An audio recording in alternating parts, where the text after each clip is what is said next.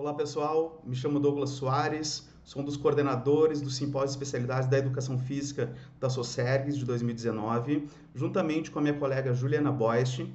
E hoje eu tenho a companhia de dois integrantes da comissão organizadora, o professor Rafael Sequetti e também o professor Lucas Elau, que está agora fazendo seu doutoramento no Canadá também. E gostaria de começar essa conversa com o Lucas para a gente dar início ao nosso vídeo. Bem, primeiro, obrigado Douglas, obrigado Rafael. Não tenho como chamá-los de professores pela intimidade, é muito forçado para mim. Então, eu agradeço demais, eu estou bem, tá quentinho aqui agora, né? O Lucas Elau está do outro lado do hemisfério, eu estou no Canadá durante meu período de sanduíche de doutorado. Eu sou professor de Educação Física, e faço doutorado em cardiologia no Hospital de Clínica de Porto Alegre, Universidade Federal do Rio Grande do Sul, e tenho dediquei assim a parte do meu doutorado à reabilitação cardiovascular, basicamente trabalhando com síntese de evidência, né, com meta-análises e revisões sistemáticas. Acabei me envolvendo com outros grupos de pesquisa também. Eu sou orientando do professor Daniel Pierre, e acabei me envolvendo com outros grupos de pesquisa, o professor Ricardo Sain, o professor Eneida, o professor Flávio Fux, do grupo do programa de pós-graduação em cardiologia e ciências cardiovasculares. E então acabou que eu comecei com reabilitação cardiovascular na linha de exercício, mais voltada à insuficiência cardíaca. A maioria dos trabalhos publicados que a gente vem fazendo com síntese são relacionados à insuficiência cardíaca, muito embora tenha algumas outras entidades clínicas que a gente vem explorando. E mais recentemente eu acabei me envolvendo com trabalhos de síntese de evidência, ainda falando da parte de síntese de evidência, com intervenções farmacológicas e intervenções de procedimentos como catéteres centrais de inserção periférica, em conjunto com a professora Eneida. Então, o viés metodológico acabou abrindo um leque grande aí de possibilidades. E agora o Lucas está fazendo uma transição para pesquisador de ciência, um pretenso metapesquisador. Então, em 2017 eu tomei uma decisão de mudar o foco da minha linha de pesquisa para que, como pesquisador independente, eu tenha o que a gente chama de meta-pesquisa. Ao longo da conversa a gente vai falar sobre isso. Inclusive nós conseguimos incluir o tema no Socergs, o que acho que um grande avanço, sim, porque é uma coisa nova, uma coisa que as pessoas precisam ouvir, faz parte das minhas futuras direções.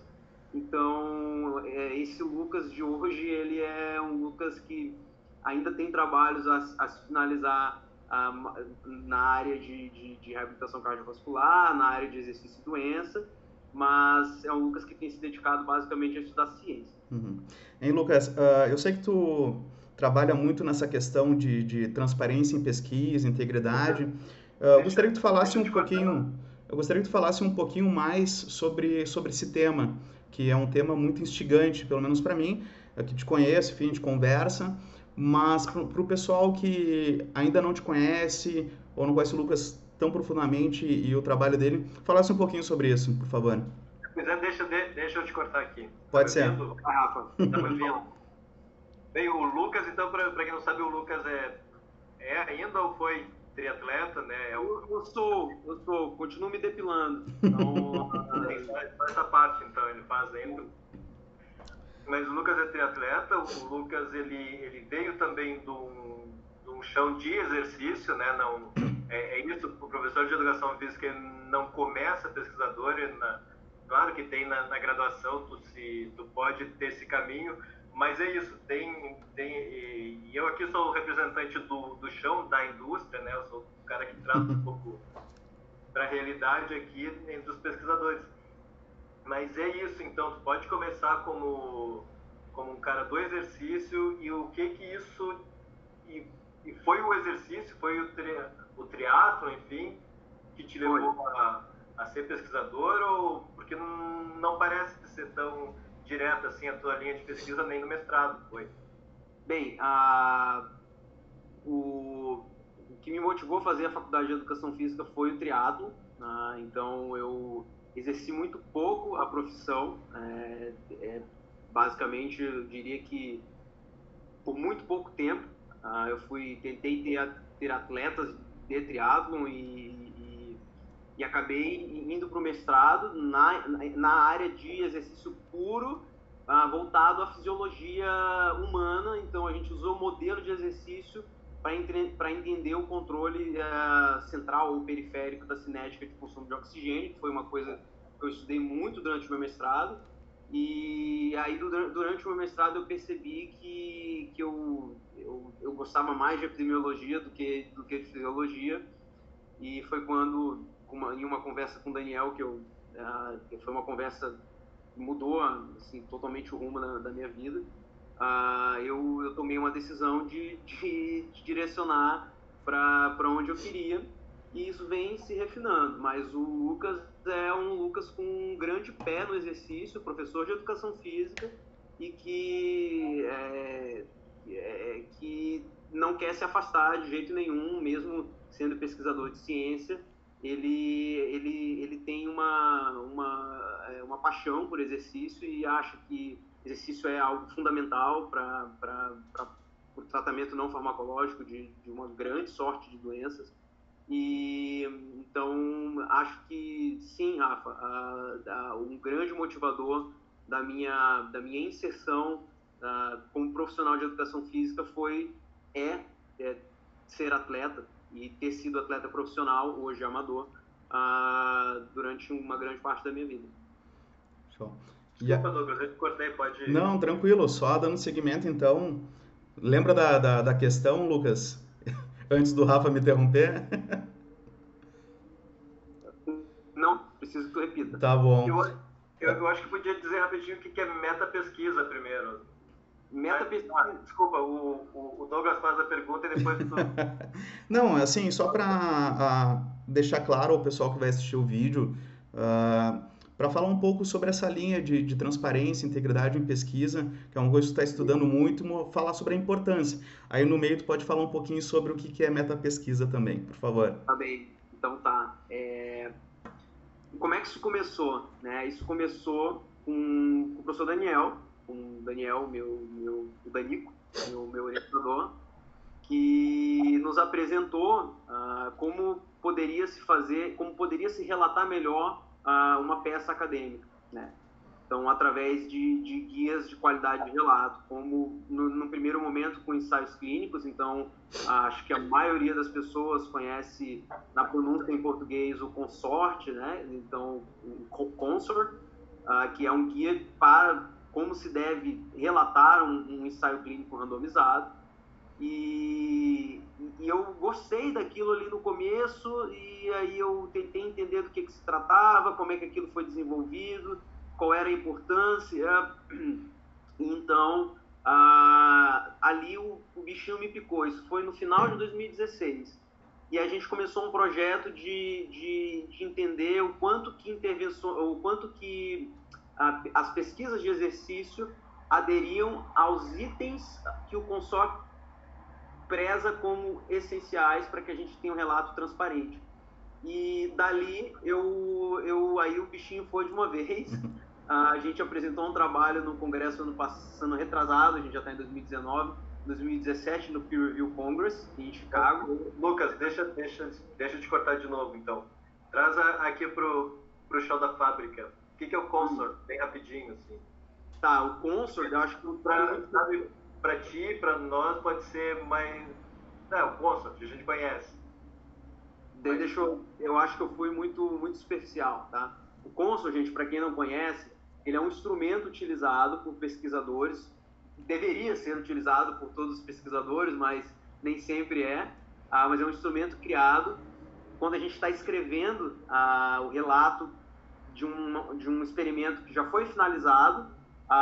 Ele é como um mapa do que deve ser relatado. Então, isso faz com que a gente não perca informação, isso aumenta a reprodutibilidade daquele experimento que foi feito, diminui o desperdício de futuras pesquisas, porque a gente sabe de forma muito transparente o que está sendo feito. Mas, como o Rafa perguntou, o que é o Consult? Ele é todos eles são criados como um checklist, tá? Então a gente tem vários itens que dizem lá título, resumo, introdução, resultados, métodos, discussão, o que tem que estar descrito, como isso tem que estar descrito. Então a gente tem essa ferramenta de apoio para que nós pesquisadores utilizemos ele para escrita. Nesse caso, o Consult é para ensaios clínicos randomizados, e eu diria que o Consult ele tem utilidade também para quem está no chão da fábrica, para o leitor, porque se você pega ele em mãos e você pega um artigo científico, ou seja, se você pratica a educação física baseada em evidências, e você vai utilizar a evidência e tentar fazer um apanhado dela, você consegue, através daquele mapa, saber se a gente tem um relato transparente ou não, se tem alguma coisa faltando, ou se tem alguma coisa, se aquilo ali está bem descrito. Então, ele é um guia para que a gente aumente a transparência. Ficou claro agora, Rafael? Acho que é isso aí, é uma série de guia. Acho que está ótimo. Acho que eu tentei ser um pouco mais profundo agora na explicação. Desculpem, que é o trabalho todo dia com isso, então a gente acaba... É comum, é um tradução concept, todo mundo sabe o que é. Em relação à meta-pesquisa, aproveitando já o embalo, o que seria a meta-pesquisa? Bem, o nome é autoexplicativo, né? Então a meta-pesquisa é a pesquisa em cima da pesquisa. Ela é uma área que eu diria que ela é transcendental, então ela pega ciência como um todo. A gente pode, claro que focar para sub-áreas, então eu posso fazer meta-pesquisa em educação física, como, por exemplo, estudar como que a pesquisa em educação física tem sido feita. Ou seja, eu estou meta-pesquisando a educação física. Qual é a importância... Deixa eu traduzir. Posso? Pode. Que meta-pesquisa, o nome vem de metalinguagem. De repente não é tão simples. Metalinguagem é, por exemplo, fazer um filme sobre um filme. Ou descrever um livro do escritor descrevendo um livro. É isso basicamente que é metalinguagem. Então a metapesquisa é uma pesquisa sobre as pesquisas. Pesquisa sobre as pesquisas, e que eu diria que é um grande guarda-chuva. A gente não tem como definir qual é o escopo geral da metapesquisa, porque ela pode trabalhar com reprodutibilidade de resultados, ela pode trabalhar com transparência em pesquisa, ela pode trabalhar com integridade em pesquisa, ela pode trabalhar com redução de desperdício em pesquisa. Então, ela é um tema e você pode comparar áreas. Então, eu quero saber como é que a educação física está gastando dinheiro, em que área que o fomento, para que área que o fomento está indo. Será que essa área está bem fomentada? Será que está faltando mais dinheiro para essa área? Será que a gente está fazendo pesquisa demais? Será que a gente não deveria fazer menos pesquisa e fazer pesquisa melhor? Então, tem várias coisas aí que a metapesquisa ela pode responder dentro de uma área, assim como dentro da grande área que é a ciência, né? A ciência que cobre tudo. Aproveitando então essa questão, claro que esse papo ele pode se estender durante horas aqui, mas eu queria que a gente podia até abordar num outro vídeo, que é uma das propostas também, né, na sequência, falar mais sobre as meta-análises que o Lucas já fez, né, já produziu. Mas eu queria, Lucas, que tu desse uma mensagem para o pessoal que está chegando na pesquisa, né, estudando muito a área da cardiologia do exercício e também áreas afins dentro da ciência. E quais são as tuas perspectivas em relação a essa área, por favor? Bem, pergunta capciosa. Sim. Tá? Mas eu vou tentar da minha forma. Essa aqui é uma opinião muito pessoal, claro. Tá? Essa pergunta foi dirigida a mim, então obrigado pela liberdade, Douglas, de me permitir com que eu me expresse da forma como eu acho que quem está chegando Só me responde assim, para quem? Para quem vai consumir a pesquisa ou para quem vai gerar a pesquisa? Só preciso entender... Na verdade, assim, eu acho que os dois lados são interessantes, tá? Pode começar para quem consome e depois para quem vai produzir. Então, eu acho que a primeira coisa para quem consome pesquisa é que desde o começo da formação acadêmica, isso aí a gente precisa fazer meia-culpa, porque a tradição da educação física ela não foca tanto em um ensino baseado em evidências, eu diria. Então, o aluno ele é muito pouco exposto a ler artigos científicos, a ler coisas em inglês, que felizmente a informação mais... Eu digo felizmente porque eu acho que o inglês deveria ser a língua que no futuro a pessoa vai acabar precisando de alguma forma ou de outra. Mas entendo também que tem algumas coisas para trás que muitas vezes impossibilitam com que as pessoas leiam em inglês. Mas, mesmo que sejam artigos em português, então a gente tem um buraco muito grande. Eu sou professor universitário, então preciso fazer meia-culpa. A gente ensina muito pouco com base em evidência. Então é uma área que, se a gente pegar em comparação às outras áreas da saúde, ainda precisa evoluir muito, e eu acho que está todo mundo de acordo em relação a isso. E a gente tem trabalhado de maneira... um grande exemplo no nosso simpósio de especialidades, no SOCEGS, com temas que abordam quem está no chão da fábrica, né, lá como estou usando o termo do Rafa, quem está no chão da fábrica, para que se aprenda como, primeiro, ver o que a gente está na era da pós-verdade, né? Então, tentar entender o que é uma fake news científica e o que é uma evidência sólida. Entender o que é uma evidência sólida exige maturidade. Não é um paper que responde a uma simples pergunta de pesquisa. Então, isso é um processo educacional, na minha opinião. A gente tem que expor os alunos logo no começo. Então, para quem está chegando, se o professor se abstém de te expor, eu lhe convido lhe convido a refletir sobre se comunicar mais com o ensino e o aprendizado com base em evidências na melhor qualidade delas, né? O livro-texto ele é formado por artigos científicos, então tentar ir na fonte. Depois disso, eu acho que quem está o consumidor de ciência, ele precisa saber diferenciar o joio do trigo, quando ele já sabe o que é fake news científica e quando ele já consegue identificar o que é uma evidência que ele pode ler. Ele precisa entender que hoje a gente tem periódicos predatórios, a gente precisa entender que a gente tem hoje pesquisadores que parecem só ser pesquisadores, então existem algumas coisas ainda além, e aí só com exposição. Mas se eu tenho algum recado para dar, é que as pessoas estejam alertas, os futuros profissionais, que eles estejam alertas ao predadorismo dentro da pesquisa na educação física, especialmente se a gente junta o mercado, porque na era das redes sociais também tem sido muito complicado lidar com o que é uma evidência sólida, vinda de um trabalho sério, e o que é uma evidência de Instagram, né? Uhum. Então, é uma linha bastante tênue. Agora, para quem vai gerar pesquisa, eu acho que, independente da área, falando de área da saúde, que é onde nós nos inserimos, psicologia de educação física, nós precisamos de uma base epidemiológica e metodológica muito fortes, e essa lacuna, para mim, ela é muito sensível.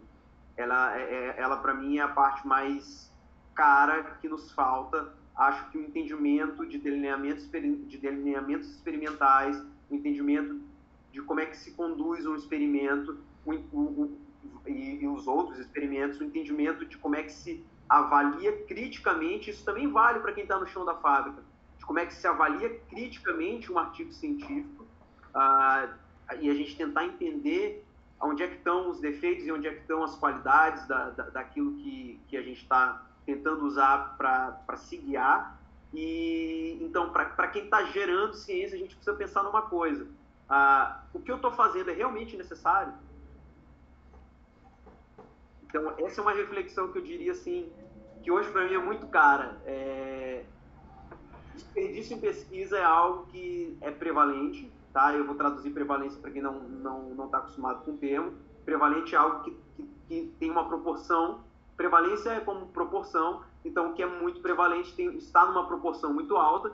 Então, desperdício em pesquisa, desperdício de dinheiro, desperdício de paciente, desperdício de animal, desperdício de recurso humano, desperdício de N coisas, de recursos estruturais. Isso precisa ser falado, isso precisa ser um ponto a ser refletido. Quando eu vou pensar no meu experimento, na minha tese de doutorado, na minha dissertação de mestrado, ou na minha linha de pesquisa futura, enquanto pesquisador independente, será que o que eu estou fazendo vale tudo o que eu vou pedir, o dinheiro que eu vou pedir, a infraestrutura que eu vou usar, os recursos humanos que eu vou usar e formar? Vale a pena? Ou já foi feito, e aí, se já foi feito, a gente tem técnicas para lidar com o que já foi feito, gastando menos um monte de coisa. Tá? Então, eu vou dar um break aqui, porque vocês me perguntaram duas coisas. Primeiro, a mensagem e as futuras direções. Então, queria saber se vocês têm... Eu primeiro respondi as mensagens, para não ficar uma fala muito longa minha, que até que já se estendeu demais, que vocês comentassem, né, um pouco disso que eu falei, que aí eu explico um pouquinho do que eu estou planejando, assim que eu defendo meu doutorado, e vou tentar ser breve nisso. Pode falar, Rafa. Eu primeiro. Viu? O caso não tem que levantar a mão para falar. E aí, não, eu concordo. Piamente, eu concordo ipsis literis. E também eu acho que na graduação, eu acho que o que tu falou, uma parte tinha isso, é de que o graduando também tem que tomar para si as rédeas e cobrar até. E a maioria das nossas faculdades são pagas. O graduando ele está lá para cobrar do professor dele. Ó, a gente quer entender sobre pesquisa, a gente quer aprender sobre isso, e a gente quer fazer uma educação física baseada em evidência, que a gente adora se pejar, né?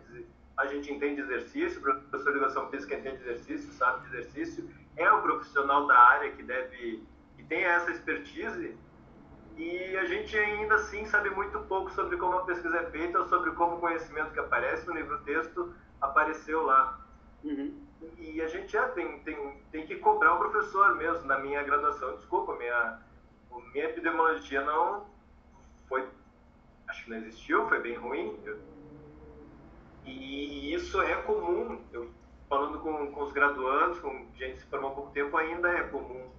É como se fosse, se quisesse separar mesmo, sabe? O aluno do professor, de quem sabe, de quem tem o poder do conhecimento, e conhecimento é poder, de quem está lá aprendendo ainda. Acho que isso tem que acabar com essas barreiras, e que bom a comunicação está aí. Bom que a gente tem acesso, por exemplo, ao professor, ao Lucas, que está lá no Frio, que ele vai dar o Instagram dele depois para vocês terem como fazer turismo no Canadá, que é cada fotinho legal, assim. É isso aí. Depois eu dou no meu Instagram, claro que sim.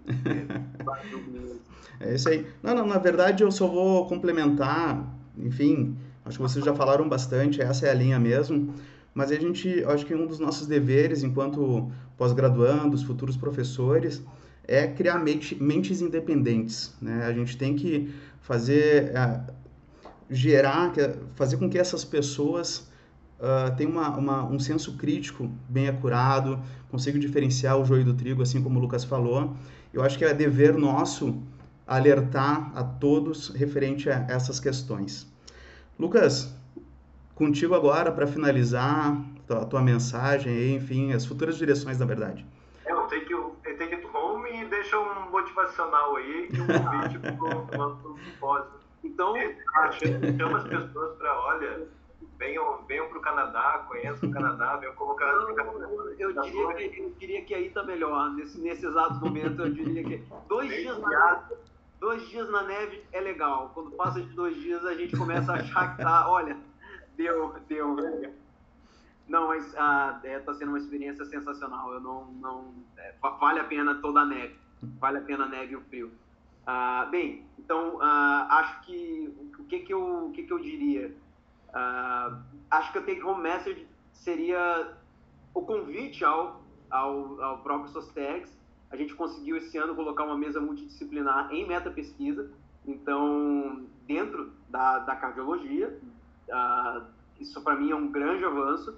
A minha futura direção é trabalhar como metapesquisador, então isso vai envolver, eu ainda estou traçando como é que eu vou me posicionar, as coisas vão acontecendo ainda de pouquinho, aos pouquinhos, mas isso vai envolver trabalhar com ciência como um todo, também com exercício, também com outras áreas, então, mas eu tenho projetos que estão na minha mão já para trazer para o Brasil, foram concebidos aqui no Canadá, que eu vou tentar, a depender de onde eu me estabilizar assim que eu terminar meu doutoramento, implementar, né? Então, o que eu diria? Pessoas, qualquer pessoa que esteja consumindo ou gerando ciência. Primeiro, pesquisa precisa ser transparente. Se a gente não sabe o que foi feito, aquela informação, a credibilidade dela, ela começa a ficar bastante prejudicada. E eu acho que eu poderia gastar aqui, a gente poderia fazer uma nova live explicando por que onde é que estão os problemas da ausência de transparência. Mas eu pediria a confiança de vocês em acreditar que sim, falta, eu estou falando sem mostrar o dado aqui na minha mão, mas falta transparência. Muito do que é feito não é relatado, ou muda-se o relato. Então isso é uma primeira coisa. Então, cobrem transparência de quem está produzindo e pesquisem com transparência. Esse é o número 1.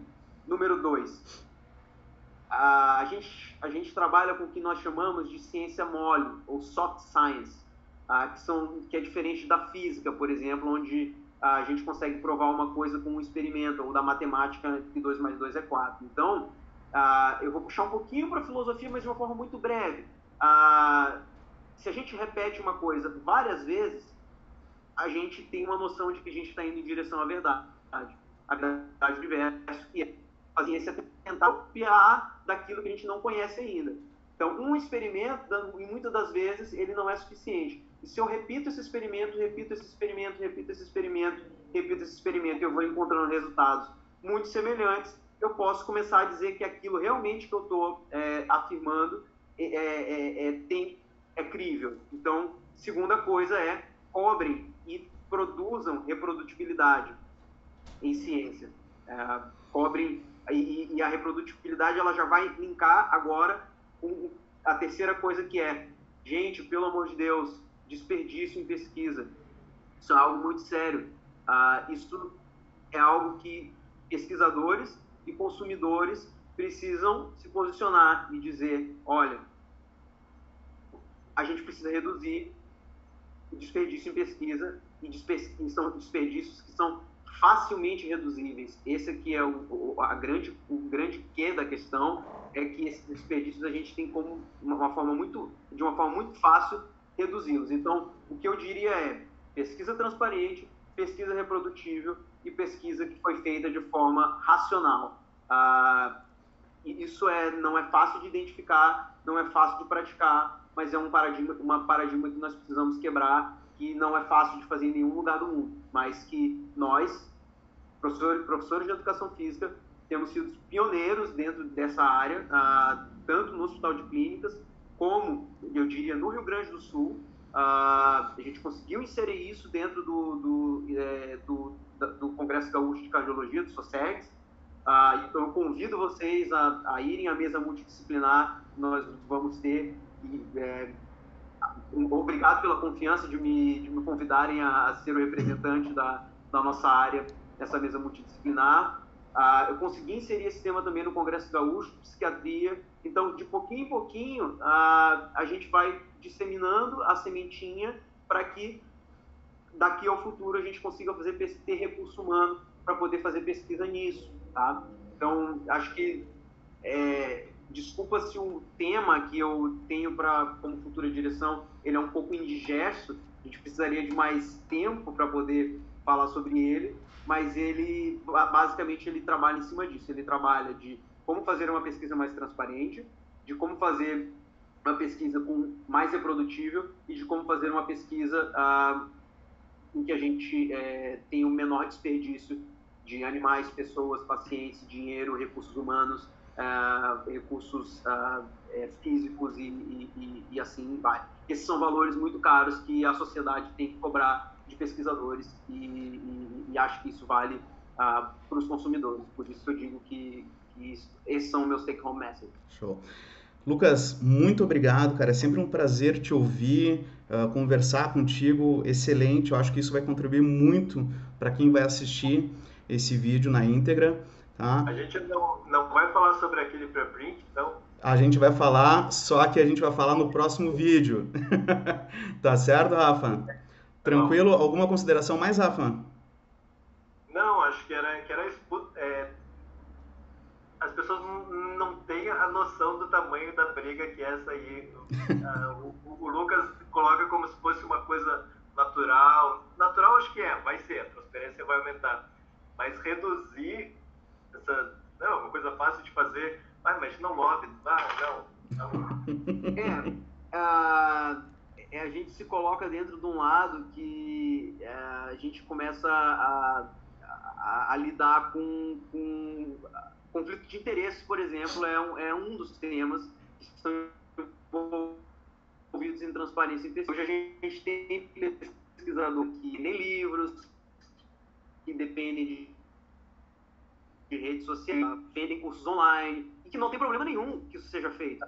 Nenhum, desde que seja declarado. Desde que as pessoas saibam que existe alguma ligação entre a pesquisa que é feita e uma fonte de dinheiro. Isso não é, de fato, nenhum condenável, desde que eu informe a pessoa que está consumindo de que eu tenho, talvez, alguma relação entre o que uma fonte financeira que tem uma ligação direta com o que eu pesquiso. Não quer dizer que porque eu ganho dinheiro com educação, eu necessariamente tenho algum conflito de interesses. O conflito de interesses ele vai quando ele se liga, como, por exemplo, eu sou pesquisador de treinamento intervalado de alta intensidade, dou curso sobre treinamento intervalado de alta intensidade. Aí nós temos um conflito de interesses a ser declarado. Ele precisa ser declarado, mas isso não impede nem o pesquisador de dar o curso, nem de continuar a conduzir a pesquisa dele. Então, o Rafa falou uma coisa muito, muito pertinente aí. Acho que as pessoas, em um tempo, vão começar a entender que eu não sei onde é que eu me meti. Não querendo ser chato, pessoal, mas vamos ter que finalizar esse bate-papo, pelo menos por enquanto. Tá? Vamos deixar o papo para um outro vídeo agora. Mais uma vez, obrigado, Lucas. Espero contar contigo aí nas Socergs e em outros momentos também. Eu sei que isso é tranquilo mesmo. Obrigadão, valeu. Eu que agradeço, gente. Para mim é um grande prazer. Mata a saudade um pouco de vocês. Já estou bem há quase 6 meses aqui, mas já estou quase voltando. Dia 31 de março eu volto para o Brasil. Então, acho que a gente se vê em breve e essas conversas são sempre muito frutíferas. Eu espero que a mensagenzinha da meta-pesquisa e a formiguinha que a gente vem colocando, ela tenha pelo menos... A pessoa nunca ouviu falar sobre o que é meta-pesquisa, então hoje ela ouviu. Sim. Ela talvez não tenha entendido nem o comecinho, porque nem eu não sei direito ainda os meandros da meta-pesquisa de tão complexa que ela é. Mas agora alguém já ouviu, essa palavra existe, meta-pesquisa. Então, é algo que acho que a gente deu um grande passo. Agradeço a importância que vocês deram ao tempo. Achei sensacional também, exatamente por isso aí, por ser pioneiro, por a gente aprender uma coisa nova. E pelo que tu falou também, ser pioneiro também no Brasil, uma coisa que é muito incipiente ainda. E é muito importante, e a gente não tem ainda consciência do nível da importância que é. Mas foi isso, começou agora, começou aqui conosco. Posso fazer um adendo, então? Só para... Desculpa, Douglas, eu sei que a gente já está em fechamento, mas isso eu acho que é algo que é muito importante. Professores de educação física e fisioterapeutas têm feito muito pela meta-pesquisa em relação à área da saúde. Tá? Trabalhar com dados abertos, fazer pesquisa empírica em cima, que é a própria meta-pesquisa, eu diria que, então, assim, ó, é um orgulho para mim, enquanto professor de educação física, saber que no Brasilzão e no próprio mundo, a grande parte dos meta-pesquisadores em saúde, que na maioria das vezes essa pesquisa vai direcionada à pesquisa farmacêutica, tá? Pesquisa com fármaco, não são médicos, não são pessoas vinculadas à indústria, são pessoas que têm um background em outra área e que isso está sendo liderado por profissionais de educação física, fisioterapeutas principalmente, assim, e enfermeiros. São as 3 áreas que mais tem, né, no Brasil, pelo menos, eu diria que batalhado por uma pesquisa mais transparente. Sem dúvida nenhuma, isso me causa um orgulho gigantesco. Isso eu acho que é muito importante de ser falado. Com certeza, Lucas. Então vamos finalizando agora, realmente. Espero contar com todo mundo no próximo vídeo aí e nessa série de vídeos que a gente vai fazer durante esse pré-evento da Socergs e quem sabe para frente também. Tá certo? Muito obrigado, Lucas, Rafael. Até a próxima. Tchau, gente.